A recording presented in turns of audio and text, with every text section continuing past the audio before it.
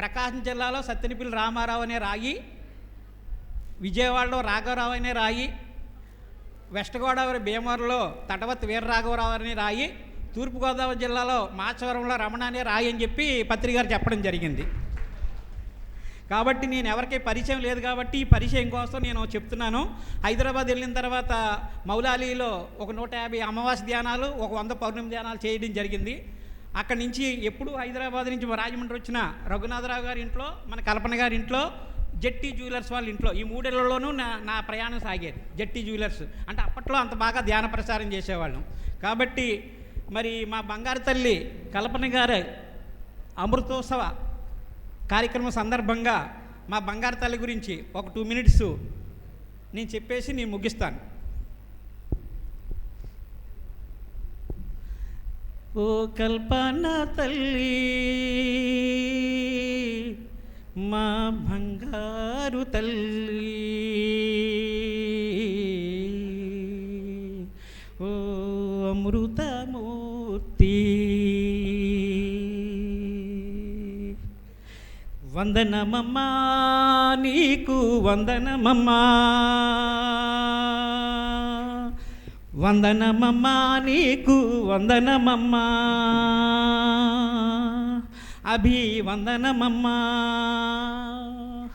చిట్టూరి వారింట మామూర్తి గారికి, చిట్టూరి వారి ఇంట మామూర్తి గారికి ధర్మపత్ని వైనారు, ధర్మపత్ని వైనారు.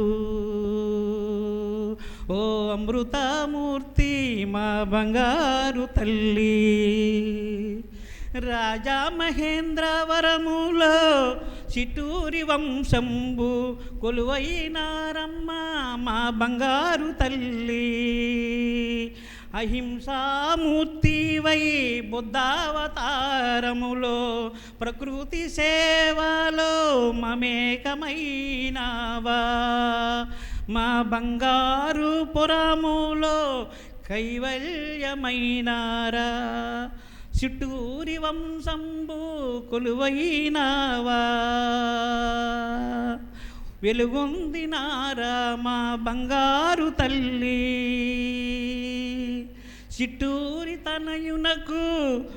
చిట్టూరి తనయునకు రవి ప్రకాశము మీరై వెలుగొందినారమ్మా,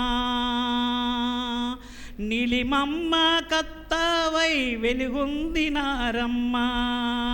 ఓ అమృతమూర్తి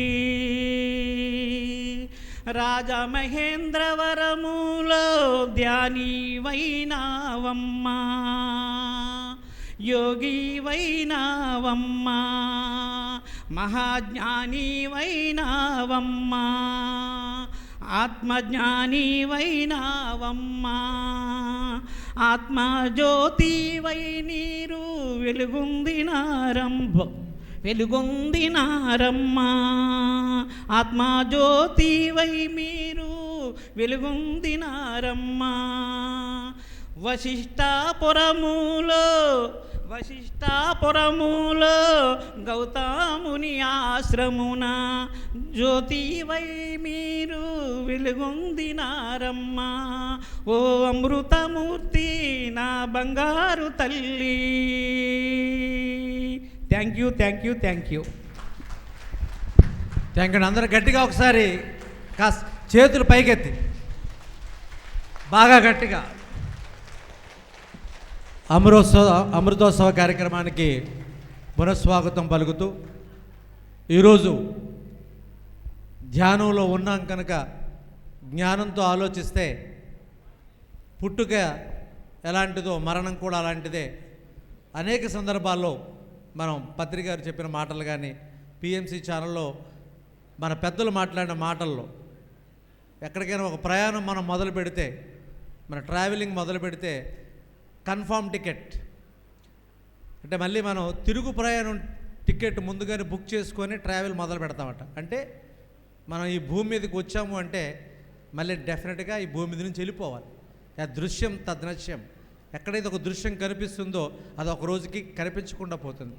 భౌతికంగా ఒక ప్రాణి ఒక పని చేయాలి కనుక శరీరాన్ని సాధనగా చేసుకొని వాడుకున్నంతసేపు వాడుకొని ఈ శరీరం పని పూర్తయిన తర్వాత ఇది ఈ పంచభూతాల్లో కలిసిపోయి పంచభూతాలకు ఆత్మ వెళుతుంది, ప్రయాణం జరుగుతుంది అనేది మనందరికీ తెలుసు కనుక ఈరోజు మరణం అనేది కూడా ద గ్రేట్ సెలబ్రేషన్. ఇంకొకసారి గట్టిగా క్లాప్స్ కొట్టుకుందాం, ఇంకొంచెం గట్టిగా.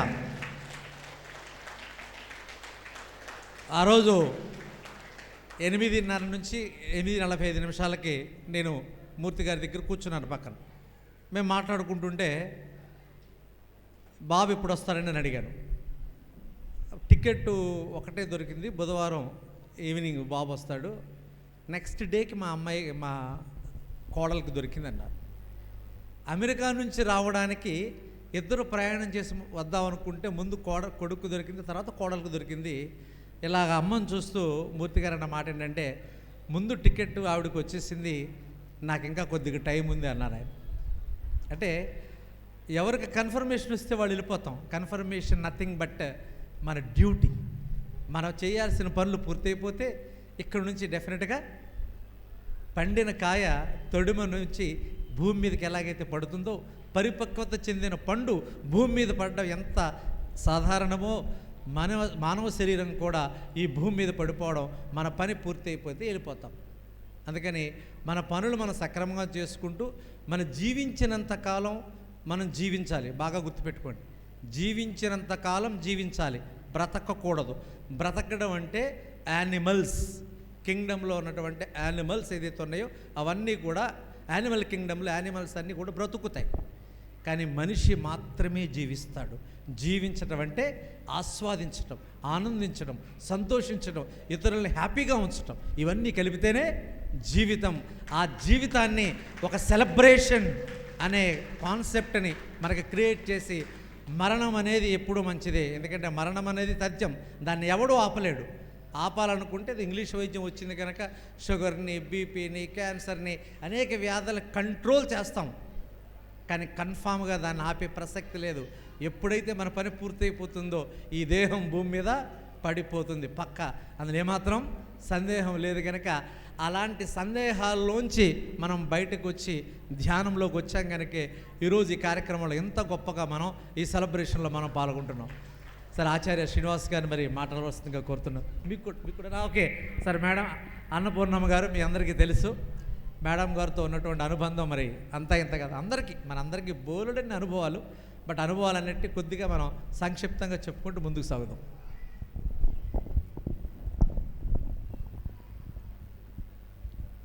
పత్రి గారు ఒక చక్కటి పాటని చెప్పారు.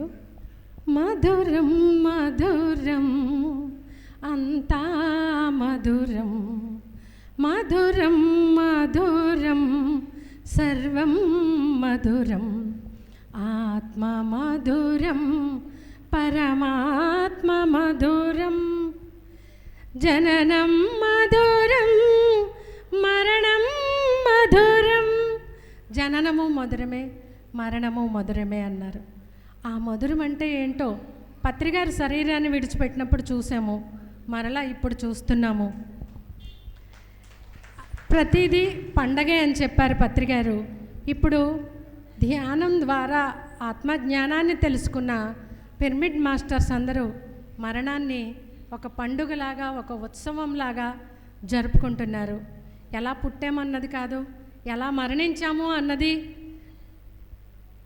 చూడాలి అని చెప్పేవారు పెద్దవాళ్ళు.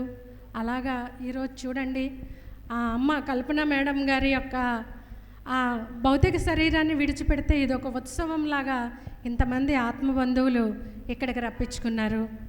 మరి తూర్పుగోదావరి జిల్లాలోనే ఎంతో చక్కగా ఆ దంపతులిద్దరూ ధ్యానాన్ని అందిస్తూ యోగా ద్వారా ఎంతోమంది కొత్త వాళ్ళకి ధ్యానాన్ని నేర్పిస్తూ, అలాగే వశిష్ఠ గౌతమి కోసం ఎన్నో విశేషమైన సేవలు అందించి వారి ఇక్కడ ఈ శాకాహార గ్రామాన్ని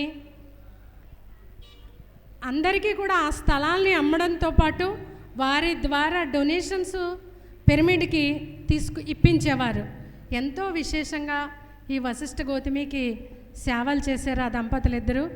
అమ్మా నాన్నలు, ఈ జిల్లాకే అమ్మా నాన్నలు వాళ్ళిద్దరూ కూడా. నేను మొదట్లో అంకుల్ అని పిలిస్తే మూర్తి గారు ఏమన్నారంటే, మా అమ్మ పేరు అన్నపూర్ణ, నీ పేరు కూడా అన్నపూర్ణ కదా, నువ్వు నా కూతురివే, నన్ను నాన్న అని పిలువు అని చెప్పి ఆయన అప్పటి నుంచి నేను డాడీ అని పిలుస్తాను, మేడం నా అమ్మ అంటాను.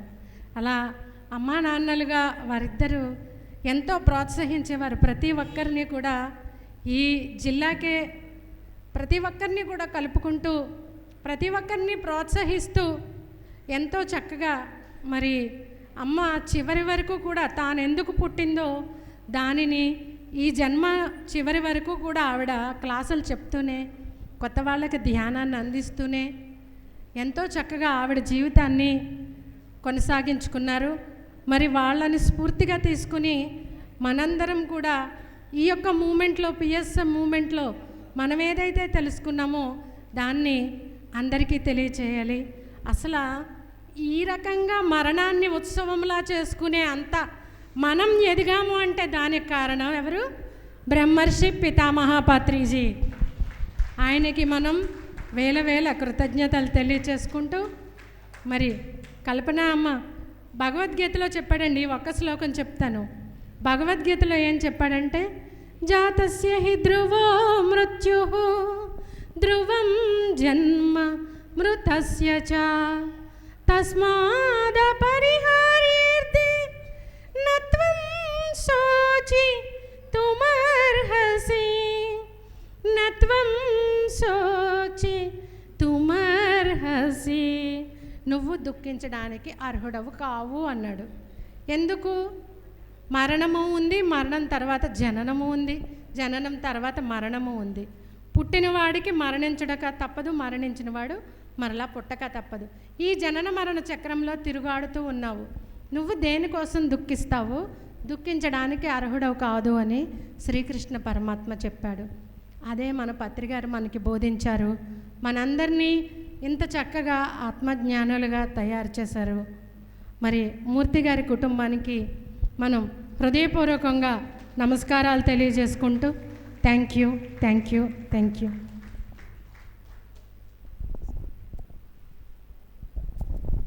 థ్యాంక్ యూ అన్నపూర్ణ గారు. మన సినీ సాహిత్యంలో కూడా చాలా పాటలు పుట్టినరోజు పండగే అందరికీ, మరి పుట్టింది ఎందుకు తెలిసేది కొందరికి. పువ్వెందుకు తావిపై పుడుతుంది, జడలోనో గుడిలోనో మెరవాలని. ముత్యమెందుకు కడల్లో పుడుతుంది అంటే ప్రతిదానికి ఒక పర్పస్ ఉండాలి. కానా పీనా సోనా జానా అనకి వచ్చావు అంటే మనం వచ్చింది డెఫినెట్గా వచ్చిపోతాం. వచ్చిపోవడం కాదు, ఏదో ఒకటి ఇచ్చిపోవాలి. ఏంటండి, అమ్మ 78 ఏళ్ల పాటు జీవించింది. The self made woman. గుర్తుపెట్టుకోండి అమ్మ. పూర్వం మనకి ఆడవాళ్ళ గురించి మాట్లాడుతూ చిన్నప్పుడు తండ్రి పెంచినప్పుడు తండ్రి మీద ఆధారపడి, యవ్వనంలోనేమో మళ్ళీ తండ్రి మీద ఆధారపడి, వివాహం అయిన తర్వాత ఏమో భర్త మీద ఆధారపడి, ఆ తర్వాత మళ్ళీ అంటే జీవితాంతం ఆధారపడి జీవించమని మనుస్మృతిలో కూడా చెప్తే, ఇది స్మృతి కరెక్ట్ కాదు, ఆడది అబల కాదు సబల, ఆమె మగవాడికి ఈక్వల్గా అన్ని పనులు చేయగలదని చెప్పడం. మరి ఆ రోజుల్లోనే అంటే 78 ఏళ్ల పాటు జీవించిన వ్యక్తి అంటే ఆమె 10వ తరగతి, పియూసి, డిగ్రీ, బీఈడి చూడండి, మూడింటి సక్రమంగా సంసారంతో ఉంటూ ఆమె చదువు సంస్కారాన్ని నేర్చుకుంటూ ఆ స్థాయికి వచ్చి తను ఇండివిడ్యువల్. ఆడవాళ్ళందరికీ తెలియాల్సింది ఏంటంటే డిపెండెన్సీ కాదు, ఇండివిడ్యువల్. మా అమ్మాయికి ఉద్యోగం వచ్చిందని చెప్తే ఎంత ఆనందపడిందో, అలాగదని మ్యారేజ్ అయింది, ఉద్యోగానికి రిజైన్ చేయించారంటే ఎందుకు రిజైన్ చేయించావు? కుదరదు, ఆడపిల్ల ఉద్యోగం చేయాలి, తన కాళ్ళ మీద తను నిలబడాలి. అమ్మ దగ్గరికి వెళ్ళి ఎప్పుడు మాట్లాడినా ఒక మోటివేషన్, ఒక వైబ్రేషన్, ఒక positive. Always be positive, be present, be positive. అమ్మ బాగా గుర్తుపెట్టుకోండి, ప్రజెంట్లో ఉండండి. ఎందుకంటే గతం ఏం జరిగిందో జరిగిపోయింది, భగవద్గీత చెప్పినట్టు. భవిష్యత్తు ఏం జరుగుతుందో మీకు తెలియదు. సాయంత్రం వర్షం రావచ్చు, వరద రావచ్చు, సునామీ రావచ్చు, ఏమైనా రావచ్చు. బట్ ఈ క్షణంలో మనం ఉంటే ఆనందం. ఏంటండి, ఈ క్షణంలో ఉంటే ఆనందం. సార్ ఆచార్య శ్రీనివాస్ గారిని ఆహ్వానిస్తున్నాను. కల్పన మేడం, మూర్తి గారు great great great great great couple. నేను గ్రేట్ కపుల్ అంటున్నాను, వాళ్ళిద్దరిని విడదీయడానికి లేదు, వాళ్ళు అలాగే జీవించారు. ముఖ్యంగా మూర్తి గారు ఎంత గొప్ప వ్యక్తి అంటే ఆ మేడంకి వెనకాలండి ఈయన ఎవరన్నా మగవాళ్ళు ముందు ఉండడానికి ప్రయత్నం చేస్తారు జనరల్గా, కానీ మూర్తి గారు ఏ రోజు ఫ్రంట్ ఉండడానికి ఆయన ఏ రోజు ప్రయత్నం చేయలేదు. ఎప్పుడు మేడం గురించే మాట్లాడతారు ఆయన. నేను ఎప్పుడైనా ఇంటికి వెళ్ళినప్పుడు కూడా మేడం గురించే మాట్లాడుతుండేవారు. ఆయన అందులోనే ఆనందం పొందుతుండేవారు. అదొకటి మనం యంగ్ కపులు అది నేర్చుకోవాలి. నేను నేర్చుకున్నాను ఆయన దగ్గర నుంచి. తర్వాత ఆ ఫ్యామిలీతో నాకు 15 సంవత్సరాలు 16 సంవత్సరాల అనుబంధం ఉంది. నేను రాజమండ్రిలో వాళ్ళ ఇంట్లో ఉండి ఎన్నో క్లాసెస్ చేశాను. రాజమండ్రి స్కూల్స్ కాలేజెస్ అన్నీ. మేము కూడా రెగ్యులర్గా అక్కడ ఒక ట్రైనింగ్ సెంటర్ ఉండేది. అక్కడ సార్ వాళ్ళు క్లాసెస్ చెప్తున్నప్పుడు వాళ్ళతో పాటు రెగ్యులర్గా మేమంతా కలిసి చేసేవాళ్ళం. వీళ్ళు రా ఫుడ్ తినేవారు. మేడం సార్ ఇద్దరు కూడా ఈ ఫ్రూట్స్ అవే తినేవారు ఎక్కువ, వంట తక్కువ అనమాట. కానీ నాకేమీ ఫ్రూట్స్ నచ్చవు, అంటే వండుకుని తినాలని నా ఉద్దేశము. నా కోసం ఆవిడ వండి పెట్టేవారు పాపం. సో ఎన్నో విషయాలు, ఒకటి కాదు రెండు కాదు, ఒక జీవితంలో అత్యంత సంతృప్తికరమైన జంట వాళ్ళిద్దరు. సంతృప్తికరమైన జంట. ఇప్పుడు కాదు, వాళ్ళు 20 సంవత్సరాల క్రితమే తృప్తి అయిపోయారు. ఇప్పుడు కాదు. తృప్తి అయితే ఆత్మ ఉండదు. తృప్తి అయితే ఆత్మ ఉంటుందా? ఇప్పుడు నేను ఈరోజు ఇక్కడికి ఒక పని మీద వచ్చాను, నా పని అయిపోయింది, నేను వెళ్ళిపోతాను. కాబట్టి తృప్తి అయితే సార్ తృప్తి అయిపోయారు ఆయన వెళ్ళిపోతారు. పిరమిడ్ స్పిరిచువల్ సొసైటీస్ మూమెంటు మనది చావు మూమెంట్. మనది చావు శాస్త్ర మూమెంట్. శాస్త్రం అంటే సైన్స్, చావు అంటే డెత్. ఆ డెత్ అనే దాన్ని అధ్యయనం చేసి, ఆ డెత్ అనే దాన్ని ఆకలింపు చేసుకుని మనం 2 రకాల చావులను చూడాల్సి వస్తుంది మన జర్నీలో. ఒకటి మన సహచరుల యొక్క చావును చూడాలి. ఏదో రోజు నేను ఈ అనంతలక్ష్మి గారు చావు చూడాలి, లేకపోతే నా చావు ఆవిడ చూడాలి. ఇది ఒక టైప్ చావు. రెండోది మన చావు కోసం మనం ఎదురు చూడాలి. ఈ రెండు ఖచ్చితంగా మనం ప్రాక్టీస్ చేయాలి, అధ్యయనం చేయాలి. నేను ఈరోజు ఎందుకు వచ్చాను ఇక్కడికంటే కల్పనా మేడం కోసం రాలేదు, మూర్తి సార్ కోసం రాలేదు. నేను నా చావును గుర్తు చేసుకోవడం కోసం వచ్చాను. అది యక్ష ప్రశ్నల్లో అద్భుతమైన ఒకనొక ప్రశ్న అడిగారు. ఈ ప్రపంచంలో అన్నిటికన్నా ఆశ్చర్యకరమైన విషయం ఏమిటయ్యా అంటే, అందరూ చచ్చిపోతున్నా కూడా నేను మాత్రం చచ్చిపోననే భావనలో ఉంటాడట మనిషి. అది ఆశ్చర్యం అని చెప్పారు. సో మనం ఎప్పుడు గుర్తుపెట్టుకోవాల్సింది ఏంటంటే, నేను పోతాను, టెంపరీ ఇక్కడి నుంచి పోతాను. చావు అంటే విడిచి వెళ్ళడం, చావు అంటే నాశనం అయిపోవడం కాదు, చావు అంటే విడిచి వెళ్ళడం. కాబట్టి నేను ఈ వశిష్ఠ గౌతమి విడిచిపోతాను, నేను ఈస్ట్ గోదావరి విడిచిపోతాను, కాసేపట్లో నేను జంగారెడ్డిగూడెం పోతాను, మరి జంగారెడ్డిగూడెం విడిచిపోతాను, అలాగే ఈ దేహాన్ని నేను విడిచిపోతాను. ఇది అనుభవానికి మనం తెచ్చుకోవాలి. అది లిట్మస్ టెస్ట్ లాంటిది, మనకు మనమే పెట్టుకోవాలి. మాటలతో సరిపోదు. మన మాస్టర్ అని ఎప్పుడు తెలుస్తుందంటే, మన సహచరులు శరీరాన్ని విడిచిపెట్టినప్పుడే మన మాస్టరో కాదో తెలుస్తుంది. అప్పుడు దాకా ఎవరికి తెలియదు, నిజంగా తెలియదు. మన లైఫ్లో మనం మాస్టరీని సంపాదించాము. మాస్టర్ అంటే ఆషామాషి కాదు. కొన్ని గంటల ధ్యానం వల్ల సిద్ధించదు మాస్టరీ, కొన్ని పుస్తకాలు చదవడం వల్ల సిద్ధించదు,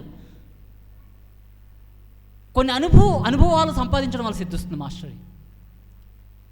ఎప్పుడు మాస్టర్ అయ్యాడో, ఒంటి మీదకి రోగం వస్తే తెలుస్తుంది మాస్టర్ అయ్యాడా లేదా. ఓకే, అప్పుల పాలైతే తెలుస్తుంది మాస్టర్ అయ్యాడా లేదా. సహచరులు ఎవరైనా చచ్చిపోతే అప్పుడు తెలుస్తుంది మాస్టర్ అయ్యాడా లేదని. మూర్తి గారు ఎప్పుడో మాస్టర్ అయ్యారు, ఇప్పుడే కాదు. సో నా హార్టీ కంగ్రాచులేషన్స్ మా మూర్తి అంకుల్కి. రేపొద్దున్న నా దివ్య ఉందేమో, నా భార్య దివ్య, ఆమె చచ్చిపోయింది అనుకోండి, నాకు కంగ్రాచులేషన్స్ చెప్పాలి మీరు అందరూ. ఇది మనము ఆకలింపు చేసుకోవాలి, అధ్యయనం చేయాలి. ఇది అసలు సిసలైన ఆధ్యాత్మికత. ఇది మన పిరమిడ్ స్పిరిచువల్ సొసైటీస్ మూమెంట్ అని మనం మాట్లాడుకుంటే ఇక్కడి నుంచే మొదలవుతుంది మన మూమెంట్. కాబట్టి ఈరోజు ఇక్కడ అందరినీ ఒకసారి నాతో పాటు చెప్పండి అందరూ. ఉన్నోళ్ళందరూ గొప్పోళ్ళు, పోయినోళ్ళు ఉన్నోళ్ళ తీపి గుర్తులు. అర్థమైంది? ఇంతకుముందు కథ వేరు, అది పాతది వేరు. పాత ఒక రోత, కొత్త ఒక వింత. పాత ఒక రోత, కొత్త ఒక వింత. పోయినోళ్ళు గొప్పోడు కాదు, శరీరం ఉన్నోడు గొప్పోడు. ఎవడు గొప్పోడు? శరీరం ఉన్నోడు గొప్పోడు. పోయినోళ్ళు వాళ్ళ శరీరం పని చూసుకుని వెళ్ళిపోయారు, అయిపోయింది, క్లోజ్, పేజ్ క్లోజ్ అయిపోయింది. ఇప్పుడు నీ సంగతి ఏంటి? నువ్వు శరీరంతో ఉన్నావు కాబట్టి పోయినోళ్ళు ఎవరు? ఉన్నోళ్ళ తీపి గుర్తులు. పోయినోళ్ళకు గుర్తులు లేవు, ఉన్నవాడికే గుర్తులని. పోయినవాడికి మైండ్ లేదు, ఉన్నవాడికే మైండ్. ఈ గుర్తులు గిర్తులు అన్నీ వీడికే ఉన్నాయి, వాళ్ళకేమీ లేదు. కాబట్టి దయచేసి అందరూ కూడా, పిరమిడ్ మాస్టర్స్ అందరూ కూడా సరి అయిన ఆధ్యాత్మికతని మనం ఔపోసన పడదాం. రెండు ఉన్నాయి, ప్రతి చోట రెండు రకాలు ఉంటాయి, సరి అయినది, సరి కానిది. మన పిరమిడ్ స్పిరిచువల్ సొసైటీ మూమెంట్లో కూడా సరికాని బోధనలు ఉంటాయి, సరి అయిన బోధనలు ఉంటాయి. సరి అయిన బోధనలు మనం ప్రతిసారి యొక్క మూలాలు, ఆయన జీవన విధానము, ఆయన యొక్క వాక్క్షేత్రము, వీటన్నిటిని మనం స్టడీ చేసి మన జీవితాన్ని మనము పంట పండించుకోవాలి. అప్పుడు దాకా మనకి మోక్షం లేదు. ఎవరికి మోక్షం వచ్చింది? మేడం మోక్షం వచ్చింది, నాకేమైనా వస్తుందా? ప్రతిసారి మోక్షం వచ్చింది, నాకేమైనా వస్తుందా? నాకు ఏమి రాదు, ఆయనకు వచ్చింది. కాబట్టి మన మోక్షము మనది. ఒకసారి నాతో పాటు చెప్పండి, ఎవరికి వారే యమునా తీరే, ఎవరికి వారే యమునా తీరే. Okay, thank you so much. Thank you sir. Ananthalakshmi గారిని ఆహ్వానిస్తున్నాను. మరి కల్పనామూర్తి ఆంటీకి హృదయపూర్వక ధ్యాన సుమాంజలి అండి. మరి గొప్ప ఆదర్శమైన జీవితం జీవించారు ఆంటీ. ఎందుకంటే పిరమిడ్ సొసైటీలోనే, భారతదేశంలోనే మొట్టమొదటి పిరమిడ్ హౌస్ కట్టించారండి. ఆవిడకి హృదయపూర్వక ధన్యవాదములు తెలుపుకుందారు. అలాగే భారతదేశంలోనే శ్రీ వశిష్ఠ గౌతమిలో మొట్టమొదటి ఆత్మోత్సవం చేసుకున్న ఆవిడ కల్పనామూర్తి మేడం అండి. గొప్ప విజయం ఇది, మామూలు విషయం కాదు. శ్రీ వశిష్ఠ గౌతమిలో ఆత్మోత్సవం చేసుకోవటం అంటే సర్వసామాన్యమైన విషయం కాదు. మొట్టమొదటి ఉత్సవం ఆవిడదే జరిగింది చూడండి. అంటే ఎంత గొప్ప సోలో చూడండి. ఇదే ఆదర్శం. తెలిసిపోతుంది మన జీవన విధానం. లాస్ట్ ఫైనల్లోనే తెలిసిపోద్దండి. మనం నడిచిన నడవడికంతా చివరి దశలో తెలిసిపోద్ది. ఎందుకంటే బాల్యము, యవ్వనము, కౌమారము, వృద్ధాప్యము 4 దశల్లో నేను భగవద్గీతలో శ్రీకృష్ణ పరమాత్మ చెప్పారు. 3 దశల్లో అందరికీ వెళ్ళిపోతుంది. 4వ దశలోనే సరైన జీవన విధానం ఎవరికి వెళ్తుందంటే that is pyramid master Kalpanamurthy madam. అంత గొప్ప ఆదర్శమైన జీవితం అయింది ఆవిడది. సునాయాసంగా, ఎంత సునాయాసంగా వెళ్ళిపోయారు అంటే ఎంత ఆదర్శవంతంగా జీవించారు. ఆవిడ నడవడికే ఆవిడ జీవితం, వేరే లేదు ఇంకా. అంటే మన కర్మను బట్టి మన జీవిత విధానం సాగుతుంది. నువ్వు ఏ కర్మ అయితే చేసావో ఆ కర్మ ప్రకారమే షెడ్యూల్ ఉంటుంది అన్నది ప్రత్యక్షంగా మరి ఆంటీ విషయంలో అందరూ చూసాం మనం. ఎందుకంటే ఆంటీ నేను తీసుకెళ్ళేటప్పుడు నేను అలా చూస్తూ ఉండిపోయాను. బాడీని తీసుకెళ్తుంటే నాకు ఆ రోజైతే అది వైరాగ్యం అంటారు ఏంటి, అసలు నాకు ఒక్క సెకండ్ అలా ఉండిపోయాను. ఆంటీని తీసుకెళ్ళిపోయిన తర్వాత ఇంటికి వచ్చాక అదే వైరాగ్యం నేను 3 రోజులు అలా ఉండిపోయి నాకు అనిపిస్తుంది ఒక్క సెకండ్ చాలు కదా, వెళ్ళిపోతాం. ఇదంతా ఒక నాటకం. ఈ భూమి మీదకి వచ్చి ఇంత డ్రామాలు ఆడాలా ఎందుకు? అసలు ఏంటి జీవితం పరమేశ్వర? సెకండ్లో వెళ్ళిపోయింది. నేనైనా అంతే కదా, ఈ బిల్డింగ్ ఎందుకు, ఇదంతా ఎందుకు కట్టించాను, ఏంటిది, ఈ జీవితం ఏంటి అని నాకు 3 రోజులు అలాగా అయిపోతూ బీరువాళ్ళ డోర్లు తీసి మా పాపతో అన్నాను, ఈ 100 చీరలు ఎందుకు, అసలు ఇన్ని పెట్టేసుకుని పిచ్చి వ్యామోహం ఇవన్నీ ఇలా పెట్టుకున్నాను. సెకండ్లో కళ్ళు మూసానంటే వెళ్ళిపోతాను కదా చిన్న, అసలు ఇవన్నీ ఏంటి అంటే అవును మమ్మీ అంతే కదా, ఇదంతా పిచ్చి ఆనందం, ఇక్కడ మన డ్రామా అయిపోయాక వెళ్ళిపోతాం అంది. అప్పుడు అన్నాను ఈ సెకండ్లో వెళ్ళిపోయాను ఇవన్నీ పంచిపెట్టేయండి అన్నాను. మమ్మీ అంది ఒకసారి, అంతే ఇది శాశ్వతం కాదు, శాశ్వతమైంది ఏదో తెలుసుకున్నాం మనం, ఆ సత్యం తెలుసుకున్నాం కాబట్టి నాకు విరక్తి వచ్చేస్తుంది అమ్మా, ఏంటో 3 రోజుల నుంచి నా మైండ్ ఇంకా దేని మీద ఉండట్లేదు అన్నాను. అని ధ్యానంలో కూర్చుంటే మాస్టర్స్ ఇచ్చిన మెసేజ్ అండి అద్భుతంగా ఇచ్చారు. ఏమని ఇచ్చారంటే మాస్టర్ చెప్తున్నారు, ఒక వేమన శతకం ఇచ్చారు. ఉప్పు కప్పు రంబు నొక్క పోలిక నుండు చూడ రుచులు జాడ వేరు పురుషులందు పుణ్య పురుషులు వేరయ్యా విశ్వదాభిరామ వినురవేమ అంటున్నారు. షాక్ అయిపోయాను నేను. అప్పుడు అర్థమైంది జీవితం. ఎందుకంటే ఉప్పు కర్పూరం ఒకలానే ఉంటుంది, కానీ చూడ రుచులు జాడ వేరు అంటున్నారు. అవి చూస్తానికి ఒకలానే ఉంటాయి, కానీ కర్పూరం వెలిగిస్తాం, కర్పూరంలో ఉప్పు వేస్తే ఏమంటుంది బొగ్గుమంటుంది, అవునా కదా? దీనికి దానికి మ్యాచ్ అవ్వదు, కానీ చూడటానికి ఒకటేలా ఉంటాయి. చూడ రుచులు వేరు జాడ వేరు అంటున్నారు. పుణ్యులందు అసలు పుణ్య పురుషులు వేరయ్య అంటున్నారు. అంటే ఈ రోజున్న ఈ పిరమిడ్ మాస్టర్లోనే పుణ్య పురుషులు ఎవరంటే కల్పనామూర్తి అంకుల్ అంటేనండి పిరమిడ్ సొసైటీలో. అది నాకు మాస్టర్స్ ఇచ్చిన మెసేజ్. పుణ్య పురుషులు వేరే అంటే అందరూ పిరమిడ్ మాస్టర్సే. పిరమిడ్ మాస్టర్స్లో కూడా మనచ వాచ కర్మణ త్రికరణ శుద్ధితో ఎవరైతే నడుచుకున్నారో వాళ్ళ జీవితాలు ఆదర్శవంతం అయిపోతాయండి. మరి ఈరోజు కల్పనామూర్తి అంటే ఆదర్శంగా పిరమిడ్ సొసైటీలో ఆదర్శవంతురాలుగా మరి స్థిరస్థాయిగా నిలిచిపోయారు. ఆవిడ హృదయపూర్వకంగా ప్రణామాలు తెలుపుకుంటున్నాను. మరి మూర్తి అంకుల్ ఫ్యామిలీ అందరికీ హృదయపూర్వక ప్రణామాలు తెలుపుకుంటున్నాను. ఈ అవకాశం ఇచ్చిన మాస్టర్స్కి థ్యాంక్ యూ. థ్యాంక్ యూ అండి.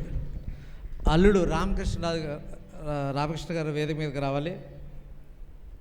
రండి.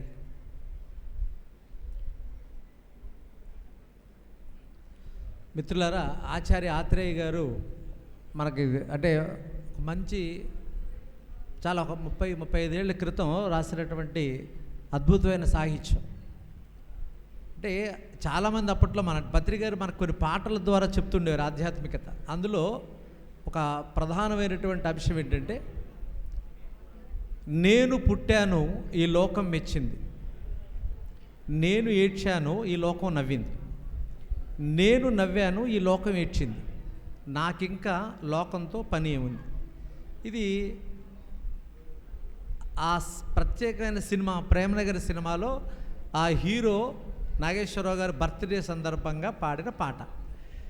ఇందులో అద్భుతమైన తత్వం ఉంది, చాలామందికి అర్థం కాదు. నేను పుట్టాను ఈ లోకం మెచ్చింది, నేను నవ్వాను ఈ లోకం ఏడ్చింది, నేను ఏడ్చాను ఈ లోకం నవ్వింది, నాకింకా లోకంతో పని ఏముంది, డోంట్ కేర్. ఇక్కడ అద్భుతమైనటువంటి ఆధ్యాత్మికత ఏంటంటే, నువ్వు ఏం చేసినా ఈ లోకం వ్యతిరేకంగానే ఉంటుంది. ఈ మధ్య సర్వే ఏంటో తెలుసా మీకు? ప్రపంచంలో ఉన్న భార్యాభర్తలో 99% అతి ఎక్కువ సార్లు గొడవ పెట్టుకొని అతి ఎక్కువ కాలం కలిసి ఉండేది భార్యాభర్తలట. దీన్నే అడ్జస్ట్మెంట్ అంటారు. అన్యోన్య దాంపత్యం, ఆదర్శ దాంపత్యం, సూపర్ ఏమి లేవు, ఉండవు, అరుదుగా ఉంటారు.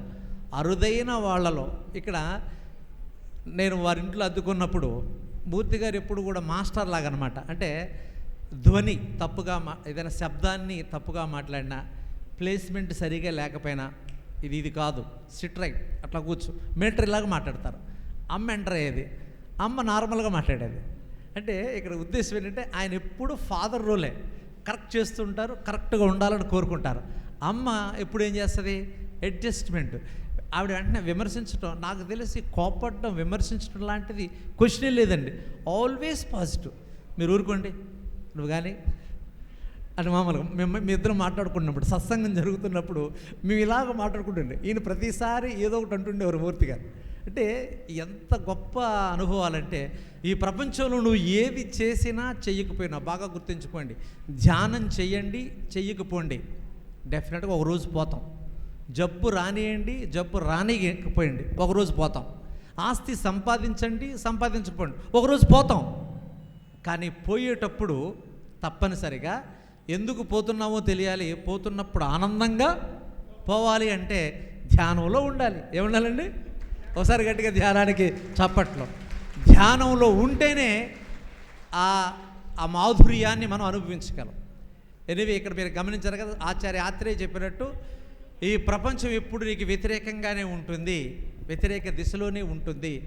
దానికి నుంచి వర్యవలసిన పని లేదు. నువ్వేం చేస్తావు అది చేసుకొని వెళ్ళు.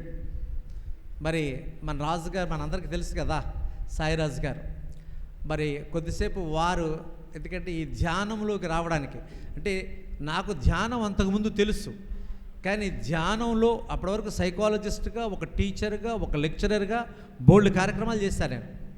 వాళ్ళ ఇంట్లోకి అద్దెకి వెళ్ళిన తర్వాత నాలో జరిగిన ఒక ట్రాన్స్ఫర్మేషన్, అమ్మతో కూర్చొని మాట్లాడుతున్నప్పుడు కొన్ని గంటల తరబడి మేము సత్సంగం జరిగినప్పుడు వచ్చినటువంటి ఒక మోటివేషన్ ఏదైతే ఉందో అది నా తదుపరి జీవితాన్ని గొప్ప మార్గదర్శకంగా దీవించింది. పిఎంసి ఛానల్లో నేను చాలా విషయాలు మాట్లాడాను. అవన్నీ కల్పనమ్మ గారు నేను మాట్లాడుకున్న విషయాలే, కొత్త విషయాలేం కాదు. సుమారుగా 32 ఎపిసోడ్స్ ఉంటాయి పిఎంసీలో నావి. ఇవన్నీ కూడా కల్పనమ్మ గారు నేను కూర్చొని మాట్లాడుతున్నప్పుడు వారు ముఖాముఖిగా చెప్పినటువంటి అంశాలు. వెల్కమ్ సాయిరాజ్ గారు. ఓం శ్రీ సాయిరామ్. మన ప్రపంచ పిరమిడ్ ధ్యాన కేంద్రాల వ్యవస్థాపకులు బ్రహ్మర్షి పితామహ పత్రిజీ గారికి, స్వర్ణమాల పత్రిజీ గారికి, అలాగే మేడం కల్పనామూర్తి గారికి, అలాగే మన మూర్తి గారికి, అలాగే ఇక్కడ వేదికను అలంకరించిన వాళ్ళకి, అలాగే వశిష్ఠ గౌతమి ధ్యాన మహాక్షేత్రానికి, గోదావరి మాతకు, మీ అందరికీ నా హృదయపూర్వక ధన్యవాదాలు. 2008వ సంవత్సరంలో నేను ధ్యానంలోకి వచ్చాను. మా వదిన గారు అయిన లక్ష్మీ మేడం గారి ద్వారా. వచ్చిన తర్వాత నేను రాజమండ్రిలో నివాసం ఉండేవాడిని. ఈ ధ్యానం నాకు ఎక్కడ దొరుకుతుంది, ఎలా దొరుకుతుందని వెతుకుతా ఉండగా మన బోధిసత్వ పిరమిడ్ ధ్యాన కేంద్రాన్ని చూశాను. మొట్టమొదట నా ధ్యాన పరిచయం రాజమండ్రి రాగానే మొట్టమొదట వీరి ద్వారానే పరిచయం అయింది. అప్పుడు నేను ధ్యానం ఏంటంటే, నేను అందరికీ ఫస్ట్లో నేను సరిగ్గా చేసేవాడిని కాదు, అందరికీ చెప్పేవాడిని, నేను సరిగ్గా చేసేవాడిని కాదు. చెప్పినోడు బాగుపడలేదు, ఎన్న వాళ్ళందరూ బాగుపడ్డారు. అప్పుడు ఏమైందంటే, ఓఎన్జీసీ ప్రసాద్ గారని రాజమండ్రిలో మొట్టమొదటి పిరమిడ్ కట్టారని, వాళ్ళ పిరమిడ్కి వెళ్ళి ధ్యానం చేసేవాడిని. ధ్యానం చేస్తామంటే అప్పుడు మాట్లాడమన్నారు. నేను సరిగ్గా చేయక నా నోట్లోంచి మాట రాలేదు, మైండ్ బ్లాక్ అయింది, మౌత్ లాక్ అయింది, నేను షాక్ అయ్యాను. అప్పుడు కంటిన్యూగా వచ్చిన తర్వాత వీరి పరిచయం ద్వారానే నాకు ధ్యానం బాగా జరిగిందండి. వీళ్ళ పిరమిడ్లోనే నాకు అన్ని అనారోగ్యాలు తగ్గినాయి. ఒక రోజున మేడం గారు అక్కడ పిరమిడ్లోని గోడల మీద అక్షరాలు చెరిగిపోయినాయండి. చెరిగిపోతే సారుని మేడం గారు ఈ అక్షరాలన్నీ చెరిగిపోయినాయి, స్లోగన్స్ ఏమైనా రాయమన్నారు. ఈ కవితలు రావడానికి కల్పన గారు, మూర్తి గారే కారణం. అంతకుముందు నేను కవిని కానీ, రచయితను కానీ, వక్తను కానీ కాదు. అంతకుముందు నేను మాట్లాడటానికి ప్రయత్నం చేశాను, మైండ్ బ్లాక్ అయింది, మౌత్ లాక్ అయింది, నేను షాక్ అయ్యాను. ఇంకొక విషయం, గొప్ప విషయం ఏంటంటే, వారి యొక్క స్ఫూర్తి ద్వారా ధ్యానం నేర్చుకుని ధ్యానంలో అనుభవం పొంది రాజమండ్రిలో అన్ని హాస్పిటల్కి చెప్పడానికి కారణం మూర్తి గారు, కల్పన గారే. రాజమండ్రిలో 10 సంవత్సరాలు చెప్పిన వాళ్ళకి చెప్పకుండా సంవత్సరానికి 1,00,000 మందికి ధ్యానం చెప్పేవాడిని. అంటే ఎలా చెప్పేవాడిని అంటే, డాక్టర్లు అందరూ పర్మిషన్ ఇచ్చేవారండి. ఉదయం 5 గంటలకు హాస్పిటల్కి వెళ్ళి, మార్నింగ్ 4 గంటలకు హాస్పిటల్కి వెళ్ళి, తెల్లవారుజామున రాత్రి 8 వరకు కూడా అన్ని హాస్పిటల్కి వెళ్ళి ధ్యానం చెప్పేవాడిని. రోజు 300-400 మందికి. అది వాళ్ళందరికీ చెప్పేవాడిని. ఇవన్నీ కూడా అన్నిటికీ మూల కారణం ఏంటంటే, మొట్టమొదటి వాళ్ళ పిరమిడ్ ధ్యాన కేంద్రం, తర్వాత పిరమిడ్ హౌస్. వాళ్ళందరూ వచ్చి ఆ పిరమిడ్ హౌస్కి వచ్చి ధ్యానం చేసుకునేవారు. అంత అవన్నీ అనుభవాలన్నీ కూడా నాకేమో తీపి గుర్తుల కింద ఉన్నాయి, స్వీట్ మెమరీస్ కింద. ఈరోజు చాలామందికి నా చనిపోయాక ఎంతమంది తిన్నారని కాదు, బతికొండగా ఎంతమందికి ఉపయోగపడ్డామని కావాలి. అది మనం కల్పన గారి ద్వారా చూస్తున్నాం. ఈ జీవితం అనేది ఒక కల్పనని, ఇదంతా కల్పనని, దీని నుంచి మీరు బయటపడాలని, ఇది ఒక ఆనందంగా జరుపుకోవాలని మేడం గారు మనకు నిరూపించారు. ఆకలి రాజ్యంలో పాట ఉంటుందండి, ఈ స్వతంత్ర దేశంలో చావు కూడా పెళ్ళి లాంటిదే బ్రదర్ అని. ఈ స్వతంత్ర దేశంలో కాదు, ఈ స్వతంత్ర దేహంలో మన చావు కూడా పెళ్ళి లాంటిదే. అందులో ఇంకో పాట ఉందండి, ఎవరో వస్తారని ఏదో చేస్తారని ఎదురు చూసి మోసపోకమా, నిజమ మరిచి నిద్రపోకమని ఓ పాట ఉందండి ఓ సినిమాలో. అది మన ధ్యానం ద్వారా తెలుసుకుంటున్నాం. ఎవరికి వాళ్ళు ముందుకెళ్ళి చక్కగా ధ్యానం చేసుకుంటున్నాం. ఈ ధ్యానంలో వారి ద్వారా నాకు కొన్ని కవితలు వచ్చినాయి. కొత్త వాళ్ళు అందరూ ఉంటారు కాబట్టి జస్ట్ ఒక 4 వినిపిస్తానండి. ఆవిడ చివరి శ్వాస వరకు కూడా ధ్యానం కోసం అంకితం చేశారు. అటువంటి వాళ్ళందరూ కూడా చరితార్థులు.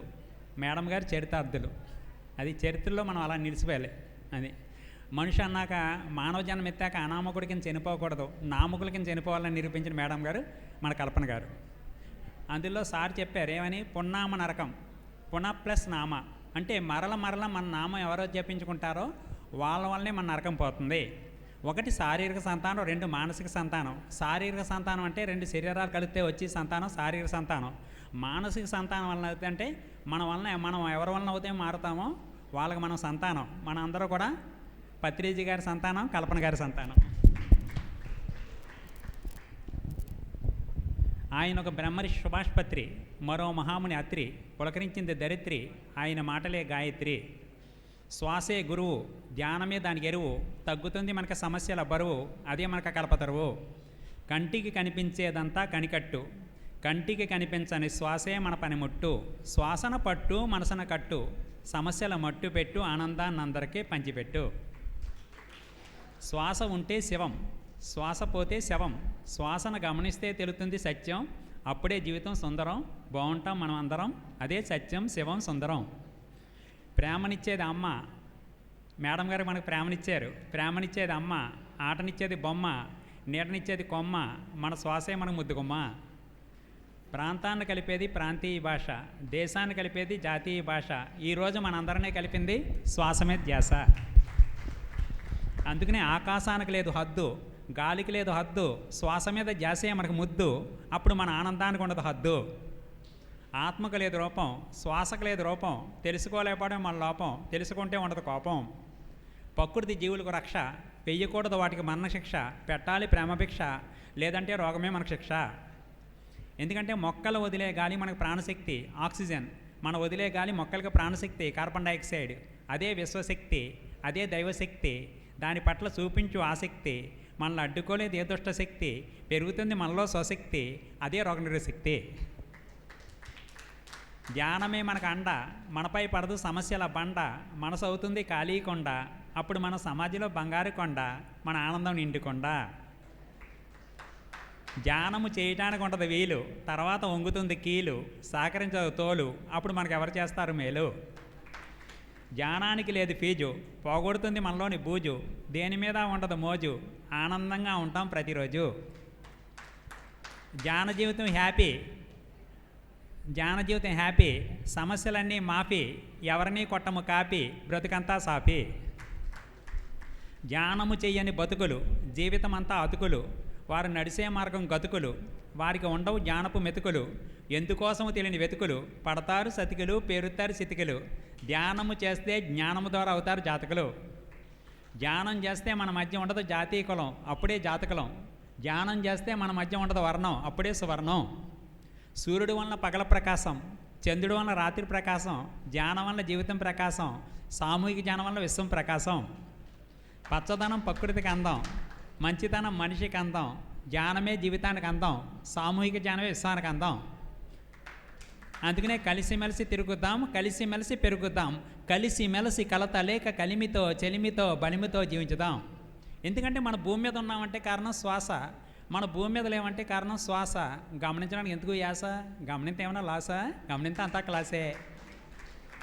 ధ్యానం యొక్క శక్తి ఒక వరద, పోగొడుతుంది మనలోని బురద, ఉండదు సమస్యల దురద, అప్పుడే జీవితానికి సరదా. ధ్యానం వల్ల పోతుంది పాత నీరు, వస్తుంది కొత్త నీరు, అప్పుడు ఉండదు కన్నీరు, బ్రతుకంతా పన్నీరు. ధ్యానం మానస సరోవరం, అందులో మొలగటమే ఒక వరం, పులకరిస్తుంది ప్రతి నరనరము, మారుతుంది మనకు స్వరము. అందుకే మనసును శ్వాసపై చేయాలి అప్లై, ధ్యానము ద్వారా వస్తుంది రిప్లై, విశ్వం ద్వారా అంది ఎనర్జీ సప్లై, అప్పుడు మనం అందమైన బటర్ఫ్లై. అందుకే ధ్యానమే హైలైట్, అది శ్వాస ద్వారా ఎన్నో లోకాలు చూపించే పైలట్. మన ఆలోచనలు అవుతాయి డిలెట్, మనం అవుతాం ఎన్లైట్. పిరమిడ్ ఒక గుడి, ఇది ధ్యానం నేర్పే బడి, ఇక్కడ ఉండదు మడి, సమస్యలకు పెడతాము గడి. పిరమిడ్ ధ్యానాలయాలు సకల ప్రాణికోటికి సంతోష నిలయాలు, ధ్యానము చేస్తే మనల్ని అడ్డుకోలేవు ప్రకృతి విలయాలు, ఇవి మనకు శక్తిని ప్రసాదించే ప్రేమాలయాలు. మాంసాహారం నిషిద్ధం, శాకాహారం ప్రసిద్ధం, మనసు కావాలి సిద్ధం, అప్పుడే అవుతాం మన పరిశుద్ధం. ఏ జీవిని చంపడానికి లేదు మనకు హక్కు, అది మన ఆరోగ్యానికే చిక్కు, మాంసాహార జీవితం తుక్కు, శాకాహార జీవితం ఉక్కు. ఈ ధ్యానం చేయడం వల్ల ఫస్ట్ మనం రిలాక్స్ అవుతాం, తర్వాత రిలైజ్ అవుతాం, తర్వాత బాధ నుంచి రిలీజ్ అవుతాం, తర్వాత గలీజ్ ఉండదు. ఈ ధ్యానం చేయడం వల్ల ఫేస్లో గ్లో ఉంటుంది, మాటల్లో ఫ్లో ఉంటుంది, ఏ పనిలో స్లో ఉంటో షో చేయం. ఈ ధ్యానం చేయడం వల్ల మనలో నవ్వు ఉంటుంది, లవ్ ఉంటుంది, అందరినీ ప్రేమగా చూస్తాం, కొవ్వు ఉండదు, అహంకారం ఉండదు, మనసు పువ్వులో ఎక్సిస్తుంది.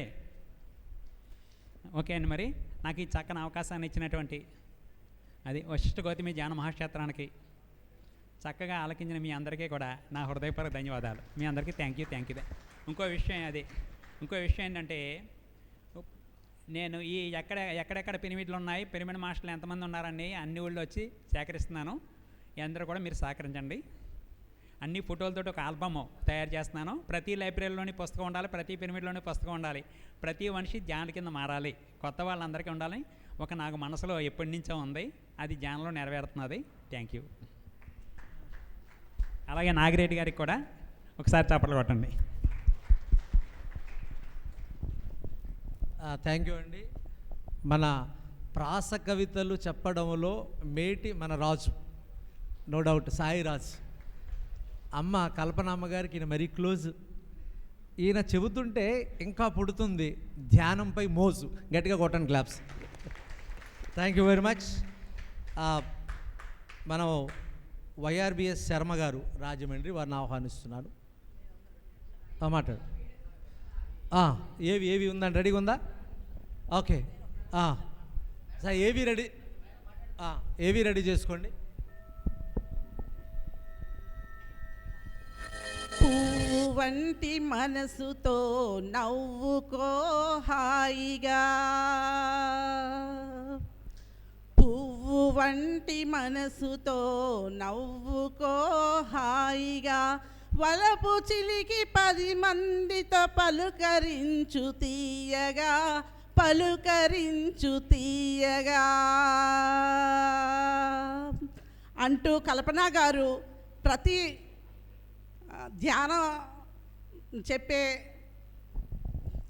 ప్రతి చోట, ప్రతి ప్రోగ్రాంలోనూ ఆ ప్రోగ్రాంకు తగ్గట్టుగా ఆ పాటలు పాడుతూ అందరినీ నవ్విస్తూ, అందరితో ఎంతో ఆనందంగా పలకరిస్తూ మనకి ఎంతో ఆత్మీయులయ్యారు. ప్రతి ఒక్కళ్ళ హృదయాల్లో ఆవిడ నిండిపోయారు. ఆవిడ ధ్యానమే కాక ప్రతి పాట, ఏ పాట లేకుండా ధ్యానం నేర్పించేవారు కాదు. ఇది ఇక్కడ నిన్న మీ అందరికీ తెలుసు. ఆవిడతో మాకు 30 సంవత్సరాలుగా అనుబంధం ఉంది. ఏలూరులో ఆవిడ ఉన్నప్పుడు మేమందరం కలిసి ధ్యానం చేస్తూ అక్కడ ప్రేమాలయం అని చెప్పేసి ఒక వృద్ధాశ్రమాన్ని కూడా స్థాపించాము కొంతమంది ధ్యానమిత్రులతో కలిసి. అక్కడ కూడా మూర్తి గారు, కల్పన గారు ఎంతో సేవ చేసి వారి రిటైర్మెంట్ అనంతరం ఇంకా సేవ చేయాలనే సంకల్పంతో రాజమండ్రి వచ్చి మీ అందరికీ ఈ ధ్యానాన్ని అందిస్తూ ఉన్నారు. మాకు ఎంతో గర్వంగా ఉంది ఈరోజు ఇలా చెప్పుకోవడానికి. ప్రతి ఒక్క హృదయాల్లో ఆవిడ నిండిపోయి ఉన్నారు. అంతేకాకుండా మనం కల్పన గారి గురించే చెప్పుకుంటున్నాం, కానీ దాని వెనకాలంతా మూర్తి గారు ఉన్నారు. ఆ విషయం మీకు కూడా తెలుసు. అసలు కల్పన గారు ఏమంటే మూర్తి గారు ఎస్, మూర్తి గారు ఏమంటే కల్పన గారు ఎస్. అంత పాజిటివ్గా ఉంటారు వాళ్ళిద్దరు. మామూలుగా అయితే మన గృహాశ్రమాల్లో ఏం జరుగుతుంది, మన ఇళ్లలో భర్త చెప్తే భార్యకు నచ్చదు, భార్య చెప్తే భర్తకు నచ్చదు. కానీ ఇక్కడ వీరిద్దరు అలా కాదండి. ఆవిడ ఏం చెప్తే దానికి ఈయన ఎస్ అంటారు, ఈవిడ ఏం చెప్తే ఆయన దానికి ఎస్ అంటారు. నేను వారిని చాలా దగ్గరగా ఉండి చూడటం జరిగింది. వారు నిజంగా పుణ్యమూర్తులండి. వారిద్దరూ వేరువేరు వ్యక్తులు కాదు, అర్ధనారీశ్వరులు. అర్ధనారీశ్వరులకు అర్థం కల్పనామూర్తి గారు. చాలా థ్యాంక్స్ అండి అందరికీ.